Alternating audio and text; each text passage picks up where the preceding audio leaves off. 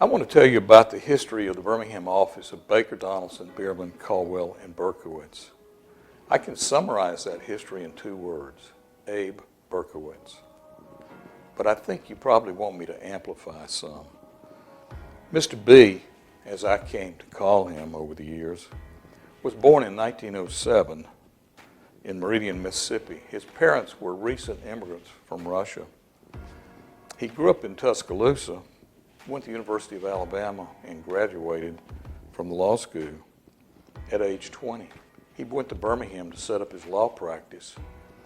He was a solo practitioner, and he got started just in time for the Great Depression.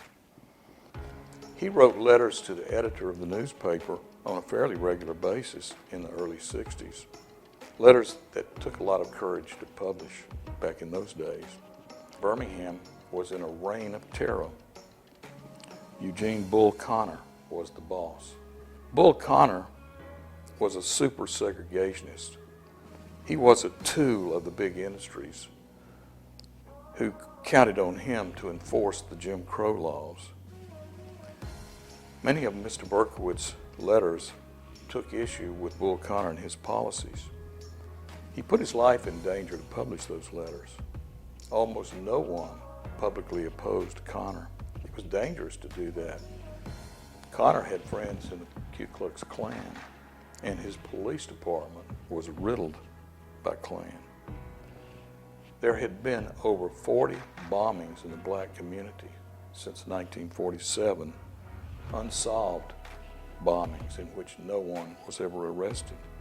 I want to tell you about how a few good men overthrew Bull Connor and wrested loose his reign of terror from the city.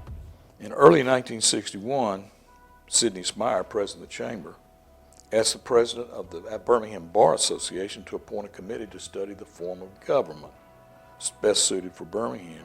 It was a study in a vacuum, since everybody was afraid to say the real reason to get Bull Connor out of office. The president of the bar handpicked a committee who understood the mission. Abe Berkowitz is appointed one of the members. In March 1962, the committee made its report to the Bar Association that Birmingham would be better served by a mayor-council form of government than the old 3-member city council. Abe Berkowitz then presented that report to the Young Men's Business Club and began touring the city, speaking to other civic groups. The change required a referendum. In order to call a referendum, a petition signed by 10% of the city voters would be required. Once before, in the 50s, someone attempted to collect signatures on a petition, but the petitions had been stolen and destroyed by the police and the Klan. That's how things were done in Birmingham. How could a petition signed by 10% of voters be accomplished under Bull Connor's nose? Abe Berkowitz was not the only one agonizing about that question, so was David Vann. A decision by the Supreme Court came down in 1962 and established the one-man, one-vote ruling, which changed the face of legislatures around the whole country. Pursuant to that decision, Jefferson County, our county, was allocated 10 representatives to the legislature instead of 2, and 7 state senators instead of 1. A special election was set for August 28, 1962. Suddenly it occurred to Vann how to get 10% of the voters to sign up before Connor could interfere. Vann took his vision to Abe Berkowitz, who was touting the new form of government, to civic clubs. It was simple, he said. On election day, put a booth in front of each voting station and ask people to sign as they went in to vote. That might be done in one fell swoop before Bull Connor could act. Abe Berkowitz called Sid Smyer.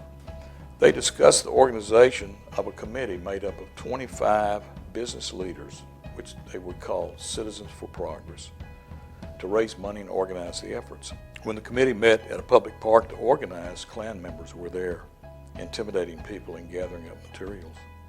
When the day came for the vote, many of the volunteers failed to show. One who did show was beaten by Klan thugs. Recognizing an emergency, Erskine Smith called Kelly Girls, that's the old employment agency, and on his own American Express card, hired Kelly girls to man some of the booths without workers. When the resolutions were brought in at the end of the day, the organizers were elated because they had far more than the required number of votes.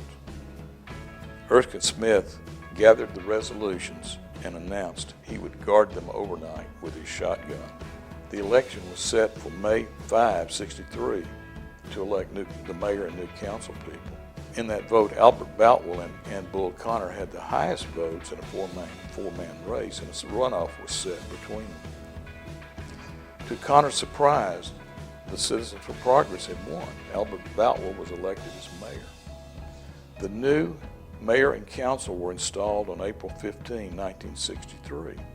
The first act they did when they actually went into office, they invalidated or repealed all the Jim Crow laws. I guess the story comes to an end. 1963 was a cataclysmic year in Birmingham in its history. As that year closed and players paid their price for their support of civil rights, it was Abe Berkowitz, their elder guru, who gathered them in like a mother hen and gave them a home. He also got an anti-masking statute passed by the Alabama legislature, and that really began the decline of the Klan in Alabama.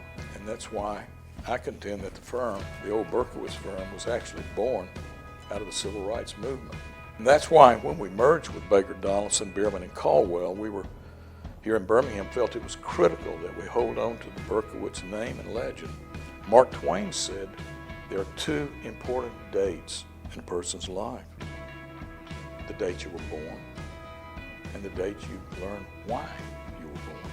Mr. Berkowitz understood why he was born: to take a stand against injustice, to make the world a better place.